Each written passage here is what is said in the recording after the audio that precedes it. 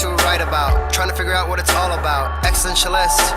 Am I worth anything or just a scout? I don't know. I don't know. I don't know. Spending time all alone, sending my songs through the phone, dreaming of a better home, while focused on trying to hone this craft, witchcraft. I hope the brujas let this last.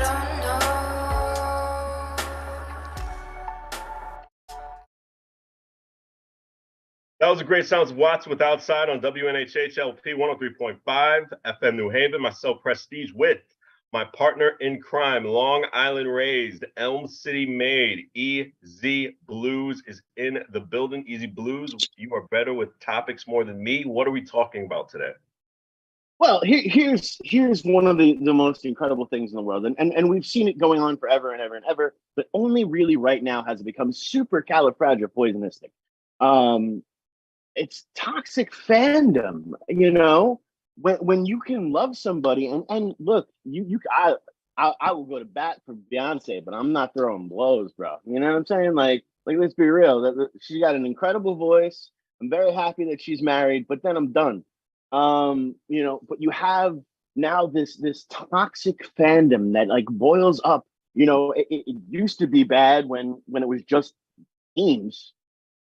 Oh man, we didn't make it to the playoffs this year. What? We? You weren't on the field. Let's be real, all right? But now it's like, oh, and the toxic and gatekeeping within the industries are even worse because you have like Star Wars fans that hate Star Wars fans because they liked one movie better than the other. It's poison. I don't understand it. What do you think, sir? What do you think? Too much is too much will get to your head. Is that what you're trying to say? Kind of, sort of. I got you. I think you can love anything, but when it becomes a personality trait, that's a problem. You know? It can be. I mean, look at all these sports games with random people just fighting each other because their team lost. I mean, in these big cities like Boston, Chicago, Detroit, Houston, just to name a couple examples of, you know, if something doesn't go their way, you know, they're breaking buildings and they're treating it like something drastic happened when it's just a sports game. You know, people take a lot of stuff to heart, and especially when it comes to their vice.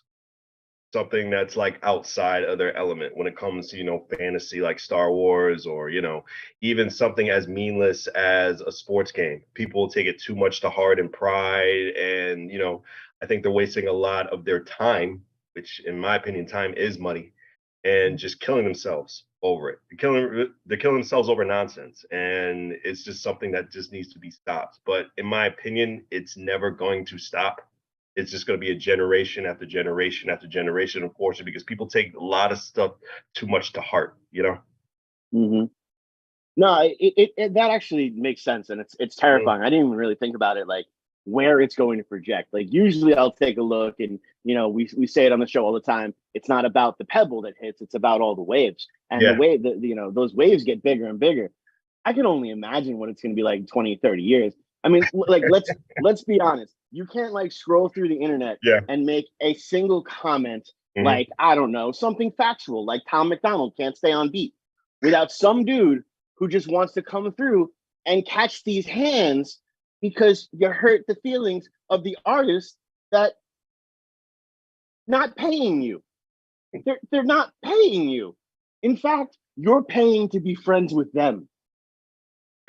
And if they can't defend themselves, they'll make a group on the internet with a whole bunch of hate, bashing a certain type of community or a certain type of person. You know, it still will continue any sort of way. The hate will just adjust. It's never on its deathbed, which is sad.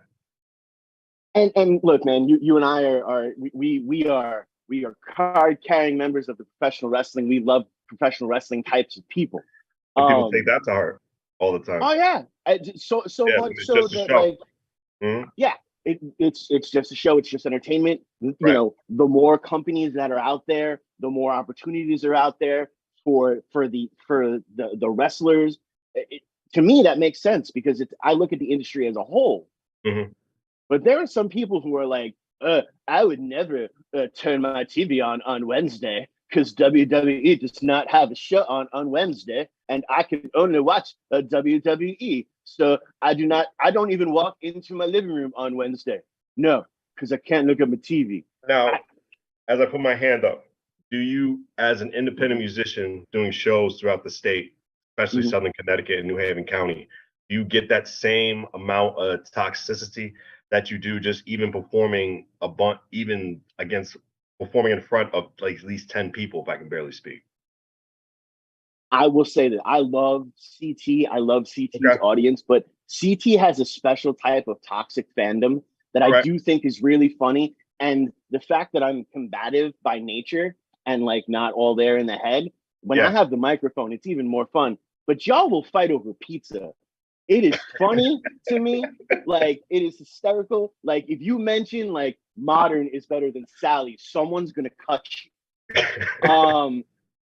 So, but then you have these incredible bands that look at that as like the folklore of the town and stuff. And like Sergeant Skaggs, which is they've got a release show coming up in July at the Ballroom, and with our good friends Keep Flying. But we'll talk about that later. They will actually give the crowd foam swords, and they will ask, who's a fan of this pizza place and who's a fan of this pizza place? And it's like, when the beat drops, everyone take the foam swords and battle each other. That is a fun way to go about it, because at the end of the day, it's ridiculous and you're going to fight someone over pizza.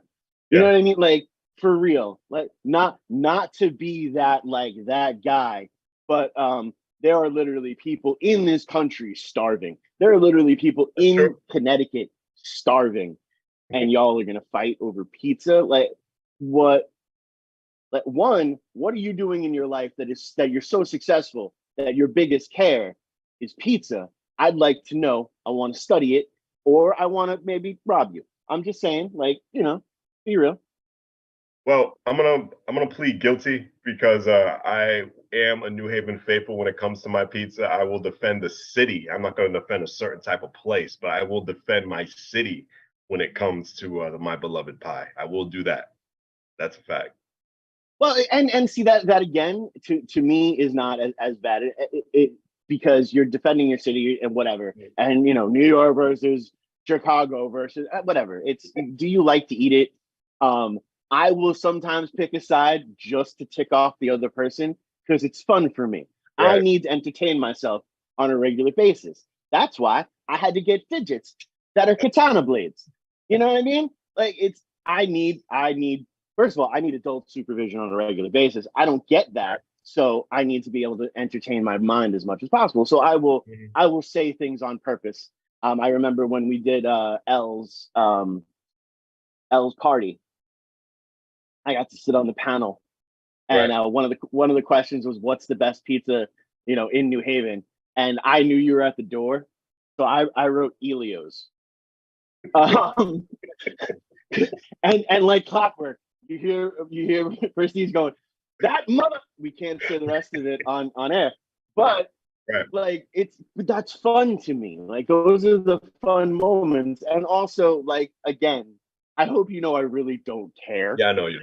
Like, all right, word. It's just fun, and it's really fun. Yeah, it's always within that avenue.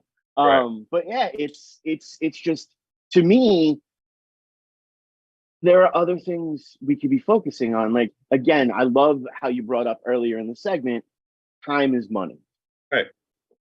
And your energy, and there are energy vampires in the world that will just suck the life out of you. Some of you are listening on your lunch break of your energy vampire, and we get it. We understand.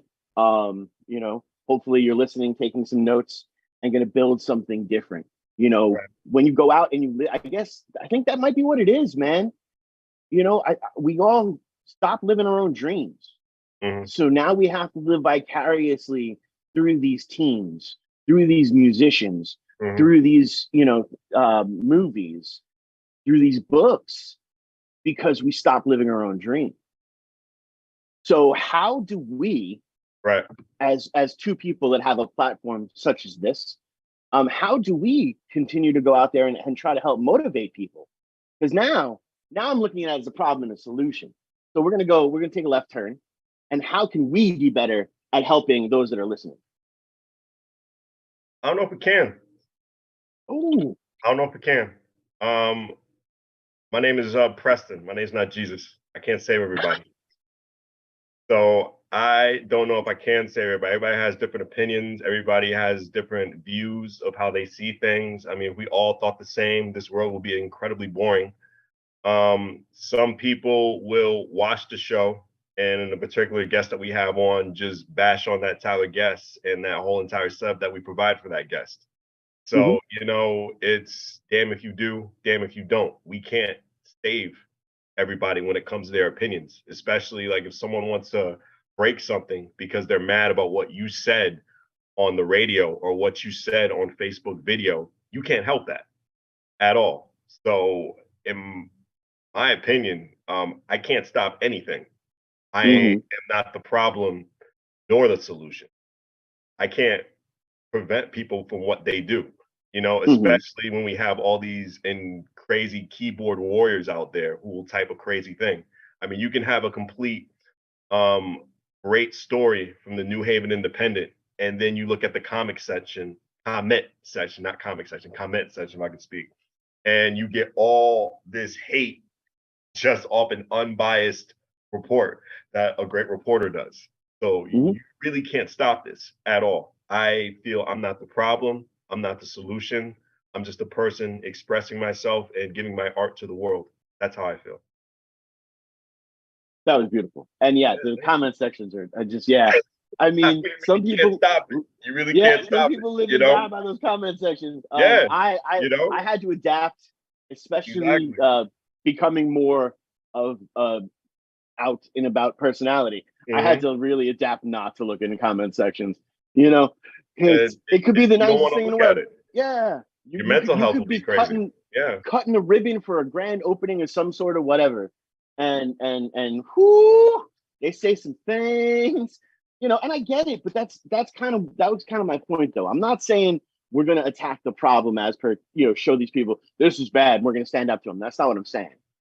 I'm saying what we do here, right, is we help show people there is another way other than just doing the everyday in particular.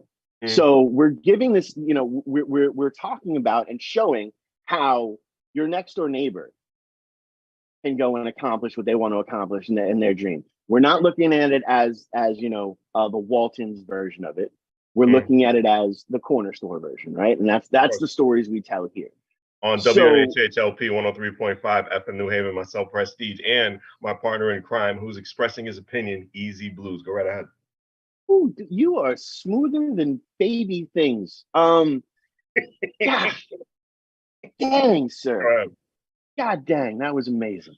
But no, that's the thing is, I think we should definitely continue what we're doing, highlight more, maybe take on a couple more platforms where we are showing that your dream doesn't have to die. No, because again, that's what I think it is a lot of people are just kind of dead inside. As per they're just stuck in the existence where they're at. Now, that doesn't mean you automatically jump out of a situation or anything like that. Build yourself, do the right thing, learn everything you can from the environment you're in. But as long as you're evolving, they said it in the military, complacency equals death. And if you are just at a point in your life where you're just complacent, you're dead. And the reason why they say it in the military is because it's very true. Because say you're sitting in the gunner position, and you're heading into a town. The gunner position, for those who don't know, it's the dude that sits on top of. You're in a seat like in the roof, and you have a gun there. And if you have your Kevlar, your helmet, where it's supposed to be, you can't get shot in the head. But you're on, day 100. It's 130 degrees outside. You're bored as hell. You've done this trip 13 times a day. It's it's 2 o'clock in the afternoon or 1400, and you just want to stop the sweat from going in your eyes. So you push your helmet up just a little bit because you got complacent. And that's when that sniper has that little hole right there, and you put one between your eyes and you're done. Mm. That was the biggest lesson I took out of the military. Is complacency equals death. So if you are complacent where you are in life right now, you are dead. Go out there, get scared, grow, build, do something different, as long as it's within, the proper legal terms. You left the whole group mostly thinking the same, and then you get out on your own. Mm-hmm. How were you mentally when you got out the army? It had to be different. It's different from like, how were you personally? You have to go in detail. Yeah. Well, here's the thing. With me, I'm lucky to be me anywhere. I was kind of sort of the same person in the military that I was that I am right now, as per I speak my mind. Of course. But in the military, I learned you completely can speak your mind as long as all of your stuff is squared away. Right. My uniform was always on point. My room was always on point. I was always first at formation. I was always one of the first people to volunteer for a job. So I earned the right to say things. Okay. But that's just kind of my nature. But yeah, no, it is. A lot of people and some people might give me some flack for this. But when you first get out of the military, it's almost exactly like when you first get out of prison. Right. Because both situations, you are institutionalized. You're given a strict schedule to go by. You have these different things. Now, obviously, when you're out of the training portion of the military, there's more freedom there. Right. But especially in the training aspect of it, you've got to be where you've got to be where you've got to be. So you become very institutionalized, and you start. Everything needs to go in this certain way, different aspects from there to there. So then, and I lost a lot of my compassion when I was in the military. Right. But I also had this incredible gift because while leaving the military, I wound up getting custody of my two little guys, and they were 3.5 at the time. Oh wow! So yeah, and I didn't necessarily have the same type of exit stuff as other people in the military have. It is what it is. So I had to learn my humanity back, like by taking care of things that actually needed to be taken care of. I think that's why you'll see a lot of like therapy dogs and different things like that, because that does help. One of the key points when I realized actually I was 3 years removed from being in the military. We were actually already in New Haven, and we were walking, and one of the little guys fell and scraped his knee, and like he started to get kind of upset. And I just looked at him and I was like, "It's all right. Chicks dig scars," which is something the massively toxic masculinity aspect of the military is about. Like that's just another thing. It's a trophy, right?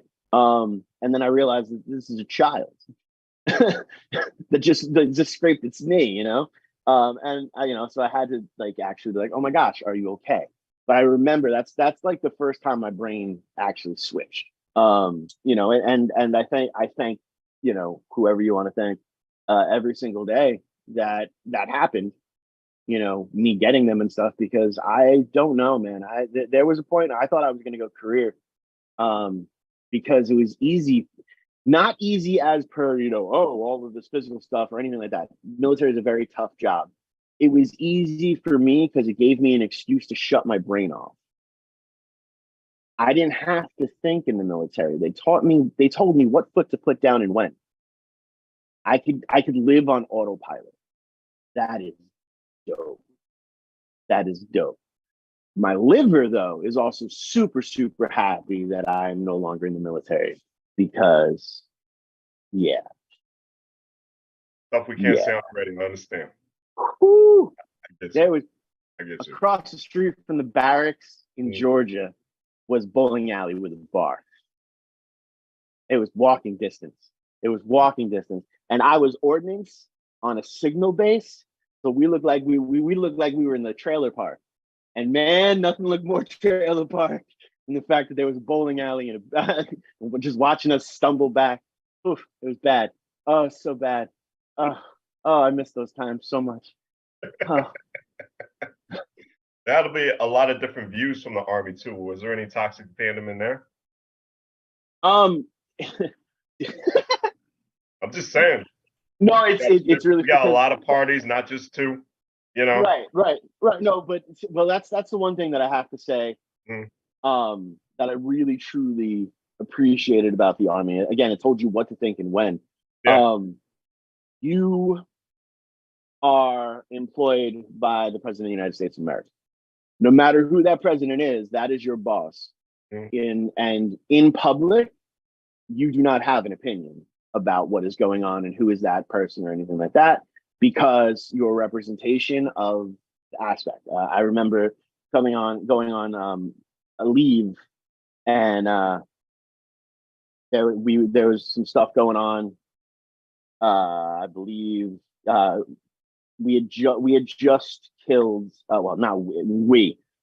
The military had just killed Osama bin Laden, and I was going back for holiday exodus, and there were reporters just all over trying to get your opinion on everything and asking those questions. And we were literally given like a script, like this is what you can and cannot talk about because it's your job. Like no other. That's your job, And you did for the military. You signed a contract that said they own your word. I can't say on air. You know what I mean? Like that's the thing. I knew exactly how much I was worth in the military because I knew what my life was worth. And I say it all the time. I went in there kind of hurting, and I went in there kind of broken to begin with. And it was the most fiscally responsible way to commit suicide.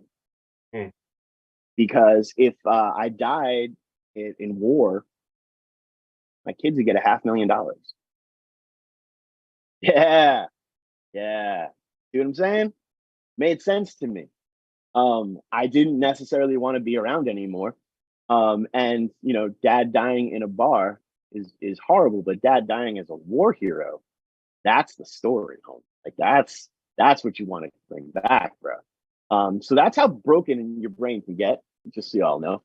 That is not the right way to think of things. Don't do it. If you feel that was a good idea, there's a hotline you should call.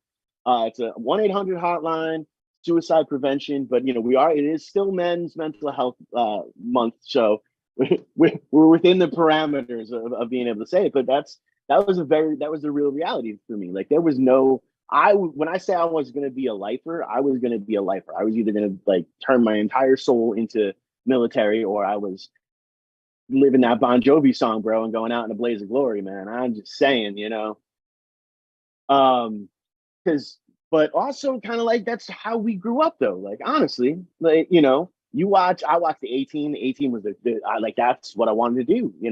I played GI Joes nonstop. Like that was everything out there. If you look at a lot of those like 90s action movies, all those Arnold Schwarzeneggers, Get to the Chopper, all that stuff, man. That just jazzed you up, bro. And that made you want to go and do this kind of stuff. At least it did it for me, because I guess I'm super impressionable. But so it was just like, this is what it is. This is what it's going to go. And then I also got really into like Sun Tzu and Miyamoto Musashi, and a lot more of like the full warrior culture. And I was like, oh wow, this is definitely how you want to go out. I mean, honestly, you want a movie like you were super broken, but also I don't know. It's interesting. I remember watching Showdown in Little Tokyo, which had Dolph Lundgren and Brandon Lee in it. This is an absolute horrible movie, but there is a scene in there where they're eating sushi off naked women. So you're definitely gonna want to watch it just for that scene. But Dolph Lundgren and Jason Lee are in a buddy cop movie, right? None of this sounds good. Okay. And Jason Lee is talking about, his character is bicultural, biracial. So, his mom wanted to make sure that, he had still a connection to, his culture. So she got him involved in martial arts, and she gave him the choice. She's like, you can do martial arts or you can do flower arranging. And he tells this to Dolph Lundgren, and Dolph kind of looks at him funny. And so Brandon Lee goes, "Oh, is that you did the flower arranging too, didn't you?" He's like, "Yes, because to be a well-balanced warrior, you need to create as much as you destroy." And that's something that always sat with me. And that's I guess one of the reasons why, I've done the damage I've done in life. Right. Now I'm at this point where I'm trying to create as much as possible. And whether that be creating opportunities for myself, for this show, for creating musically, creating, spoken word pieces or anything like that, I'm just creating as much as possible because I'm trying to put that balance. I know what it's like to be someone that's destroyed. And from knowing what it's like and from being a creator to yourself, I don't want to parts too No. away from the topic that we got right now. Word. But how do these creators respond to this toxicity? Because there's so much in so different ways. Well, there's a couple ways to respond to it. One, stay out of the comment section.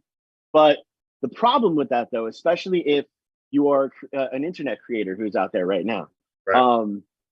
The more comments you have, the further you're pushed in the algorithm. Right.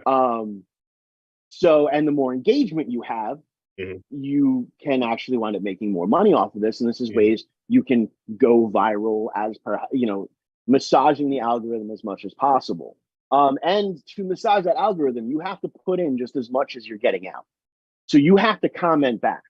You have to go back and forth with it. So it almost becomes this give take, this push give. I have actually ended a lot of because people get mad. I've ended a lot of arguments online with the, "Hey man, I know you hate my guts and that's awesome, but I just wanted to thank you because you pushed me further into the algorithm. And now you're gonna see me more." And that kind of really annoys them. And then that kind of ends the conversation. But you have to be careful and take as many mental health breaks as possible. And especially it's bad. It's bad. We can joke around about it, like, "Oh yeah, so someone's gonna come to my house and gonna get popped in the mouth." No, I know creators that get death threats.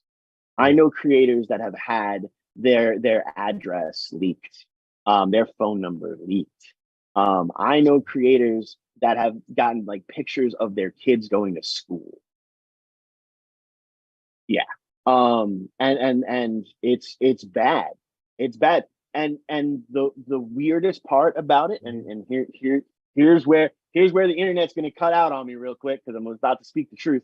The weirdest part about it is the most violence is spoken from the people who are supposed to be the most loving, who are supposed to be the most understanding, and are supposed to be the most non-judgmental.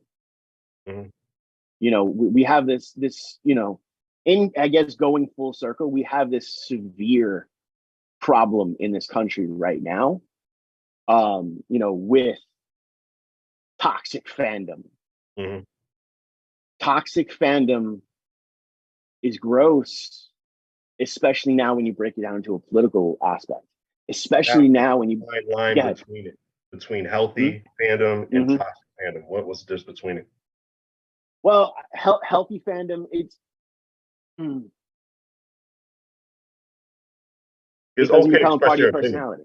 Yeah. Well, it doesn't become a part of your personality. You know what I mean? It's healthy fandom. I have the Rebels thing tattooed on my hand, not because I'm gonna curse out every director from the Star Wars and you have to make my vision or not. No, because it was an important movie in my life, and it would influence me in some sort of way.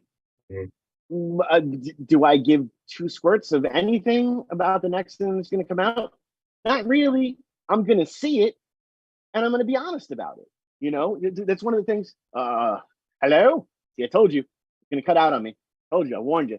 But that's one of the things like I love about our dynamic is we're both extremely honest about things. Like you went to go see a big budget movie recently, and we won't even say what it is. You went to go see it, and you Right. said, yeah, no, you know, and you messaged me, you're like, yeah, I saw it. It was all right. Just wait for it to come on Max. You'll be all right. You know what I'm saying? Cool. I'm gonna take you at that aspect of it. Mhm. You know, because you also know me. I will bitch, whine, and complain if I spent you know. You will complain. Go ahead. If I You will spent complain. fifteen Go ahead. dollars, You would definitely complain. Yes. if I spent $15 to see a flaming pile of garbage, you know what I mean? Like, but that's the other thing is I'm then going to make it about the experience because I Right. have been to some bad movies that I Mhm. have made better because I've just started saying things.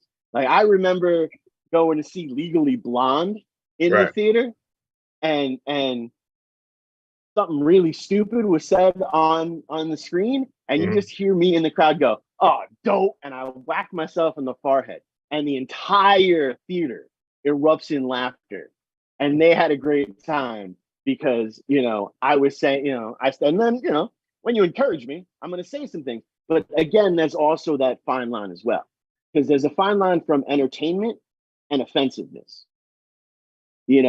I remember when my little brother and I went to go see a movie. And my little brother was very much cut from a similar cloth of me. Our mom used to tell us all the time the biggest mistake she ever did was teach us how to speak our minds, because we did often. Right. So, we're sitting there, and people were making noise while we're trying to enjoy a movie. And both my little brother and I are getting annoyed about this. Finally, my brother gets so mad, he jumps up, turns around, Mhm. and then sits back down real quick. Wow. I was like, what's the matter, dude? Are they big or something? He's like, nope. I'm like, what happened? He's like, they're they're you know they're slow. Well, I don't think we're They're that slow slow. on WNHHLP 103.5 FM New Haven. Myself, Prestige, and my partner in crime, Long Island Rays, Elm City made EZ BlueZ is in the building. Is Uh, every significantly popular thing due to toxic fandom because of a sheer number of fans, you believe? yeah, but it also could be the marketing aspect of it. And Yeah. again, a lot. I think a lot more today has things to do with it being on the internet because Mhm. it is so easy and quick to throw up your opinion on something. Whether you have all the information or not, you can be as and at some points be as crazy as possible to some people who don't deserve that at all. You can feel a certain type of way, and for the creatives that are out there being toxic, and there are a bunch of creatives that are out there being toxic. I'm not going to say they're not. Mhm. Um, focus on your art. Focus on your art. Don't be upset that you're not getting the funding and other people are getting funding. Maybe honestly, your art's just not that good this time.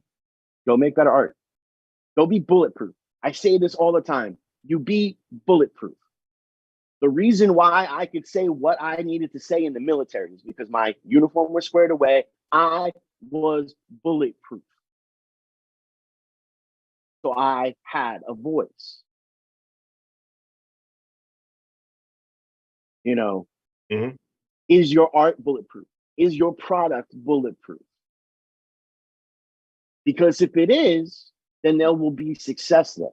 And I think, we need to constantly continue to go back and forth and always fine tuning our stuff to make sure we are bulletproof because as humans there's no such thing as perfection as humans. We can always improve something, tweak something, move something here. We are so flawed as a species, and yes, we are just a species, folks. We're really not that important. We're just a species on this planet. um we're so flawed as a species, we had to invent an eraser, and I think we forget that a lot. We had to come up with an idea to make sure that we could correct ourselves. That's how flawed we are. People have made money off of that. You know what I'm saying? Like, Yeah. we should own that. We should own that. Like, I go out all the time, and I own my quirks and my whatever. And since doing that and admitting how thought I am as a human, I starting to live a happier existence, a much happier existence, you know, because I don't have those same type of things you're holding on to. You know, you're supposed to make mistakes. You're supposed to scrape your knee. You're supposed to say the wrong thing at the wrong time. But you're also supposed to learn from all those situations. You know, I remember during the pandemic when everything, you know, went to all heck. And I was just checking up on some of my friends. Because I was worried, you know, I didn't know what else to do. I felt so powerless. It's a new feeling for me. It's not, you know, and somebody actually called me out on it and was like, "Oh, are you just checking on me because, you know, I'm a person of color?" And I was like, "Yeah." I was like, "Oh, well, I guess we weren't that good of friends." And I was like, "Oh my gosh." And I had to take a second. I was like, "Wow, you're right. You want to know something? You're not wrong. How can I be a better friend? How can I grow and be better? Because, you know, you're super hurting right now, Right. and you still, you know, and I couldn't comfort you in that type of aspect. So I'm not a good enough person. How can I be better?" You know, I do that a lot. Like I sit there and I'll try to grow a lot, and you know, living the life that I live, you know, being as accepting as I am for all types of communities. You know, I spend a lot of time recorrecting, relearning, and growing. You know, but I own it. I own it. I own it 100%. Like I will be dead honest with you. I'm the dude that read the book of the word that I will never say. And I will never say it because of my respect for culture, but also because of that book. Because if you read that book and you don't feel sick to your stomach, there's something wrong with you, man. Like you know, go take some meds, man. And that's fine. There are meds for you, you know. But that book, whew, that book, whew, and I guess was the glory of working at a bookstore is I could just take the book out and read it. But yeah, it was whew.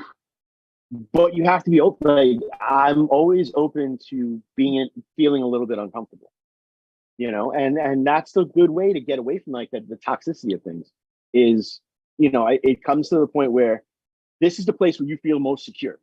This is the place where you feel most comfortable. So, you know, I'm gonna hold on to this because the rest of the world can burn. But you know, but Han shot first, and that was what's important. Because no matter what, you know, I'm fighting so hard that Han shot first because you gotta understand it represents who I am, man. And I can't pay my bills right now, but I'm really secure in this one move. We got to think about this. Think of someone starting out. I know we talked about just different similarities and different, you know, situations in life, but think of someone starting out their art form and just promote it out there for the very first time. It could be that very first fan or not even fan. We can't even say fan because they're starting out, but that very first spectator just looking at their platform or looking at their artwork for the very first time, and their first reactions could be negative reactions that can kill their momentum and kill their motivation and tell them, you know, to not move on. What are some words you can say to make that certain type of individual or individuals push forward? Well, there's this incredible thing that happened, and it actually got proven. There's a statement in entertainment: no press is bad press. Right. And it's very, very true. And the reason why I can say it was proven, there's a band from Boston known as Aerosmith. You know, everyone knows Aerosmith. They've got some songs. It is what it is. When they were first playing clubs in Boston, they weren't really drawing very hard. And then they got their first review, and the review was horrible. Like literally said, the worst band I have ever seen. This is absolutely ridiculous. And that article made them a sensation. So the next show, everyone wanted to go see the worst band ever. And then from there, that's what got them a record deal because no press is bad press. They were able to capitalize on that moment. You know, as per the motivation, that's got to be within you. You've got to know. You've got to be your biggest fan. 100% of the time, you've got to be your biggest fan. You know, you've got to look at it, and that's like one of the reasons why we have these split personalities, right? Where we have the, Easy Blues or, the government name is Easy Blues can do anything. Easy Blues is a superhero. Right. Easy Blues is storming down the streets of New Haven, making it better for everybody.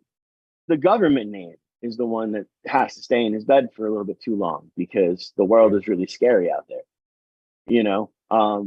So you have to be your biggest fan. And if you can't be your biggest fan of you as a human being, be the biggest fan of the art that you're creating. Because that's also saving you in your dark time. True. This is definitely and two, if you don't like your stuff, no one's gonna like it. One of the reasons why people love to come see me play is because I'm having fun on stage. Mm-hmm. And when you have fun, other people are gonna want to have fun. One of the reasons people love coming on the show is your energy is ridiculous. I'm having fun.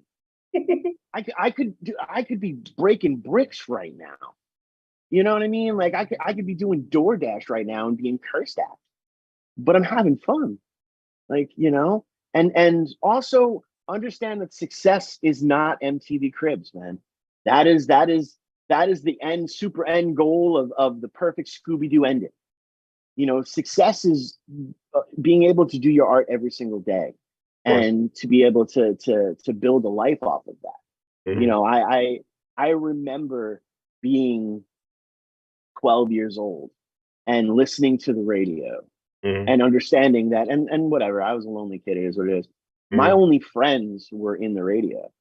And I couldn't wait to grow up where I could hang out with my friends that were in the radio. And I'm currently living a life where I hang out with a ton of musicians that make incredible music that I can throw on my playlists at all times. And I can call them at any point in time. They could be on a tour right now and, would still message me to check on, see how I'm doing, because that's real. We're friends. So I accomplished that 12-year-old kid is super gassed right now. And I forget that kid sometimes because I look at it, I'm like, yo, it's not the scale that I want. Like, I'm not partying with Eddie Vedder. I fail. But dude, you just got pizza with Chesky.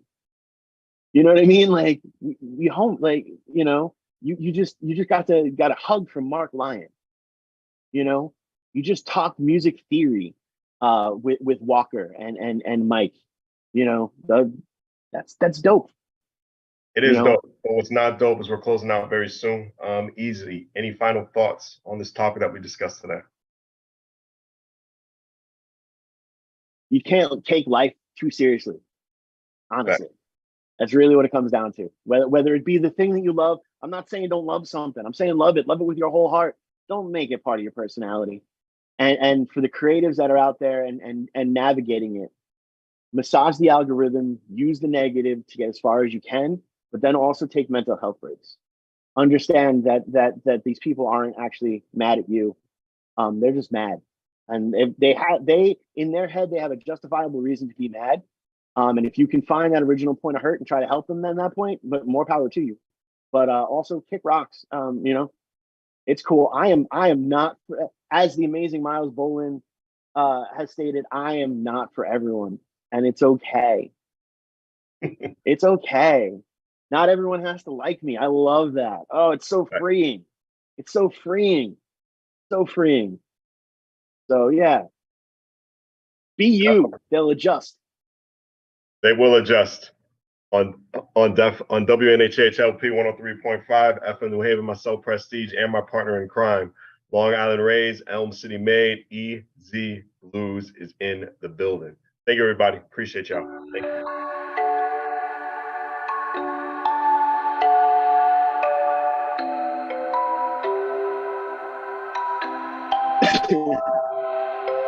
Wondering what to write about, trying to figure out what it's all about. Existentialist, am I worth anything or just a scout? I don't know.